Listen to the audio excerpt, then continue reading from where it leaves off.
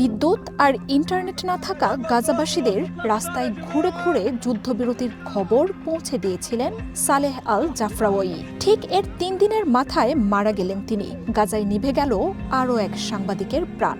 ইসরায়েলের সাথে যুদ্ধ বন্ধ হলেও দেশটিতে শেষ হচ্ছে না গণমাধ্যম কর্মীদের মৃত্যুর মিছিল।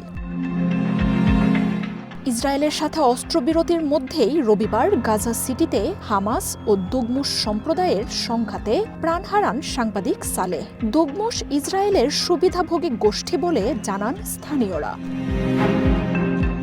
28 বছর বয়সী এই সাংবাদিক ইসরায়েল হামাস যুদ্ধের খবর প্রকাশ করে সাধারণ ফিলিস্তিনিদের কাছে পরিচিত মুখ হয়ে ওঠেন। রবিবার সকাল থেকে নিখোঁজ ছিলেন তিনি। পরে একটি ট্রাকে তার গুলিবিদ্ধ মরদেহ উদ্ধার করা হয়। পরনে প্রেস লেখা জ্যাকেট দেখে তাকে শনাক্ত করেন স্বজনরা। জানুয়ারিতে আল জাজিরাকে দেয়া সাক্ষাৎকারে যুদ্ধে উদ্বাস্তু হওয়ার অভিজ্ঞতার কথা জানিয়েছিলেন সালেহ। যুদ্ধের খবর প্রকাশে ইসরায়েল যে ক্রমাগত হুমকি দিয়ে যাচ্ছে সে কথাও জানান তিনি।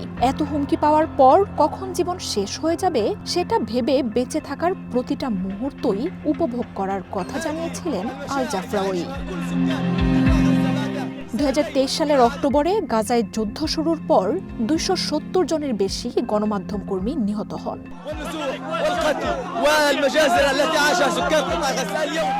মার্জিয়া উপমা, ওয়ান ইন্টারন্যাশনাল ডেস্ক।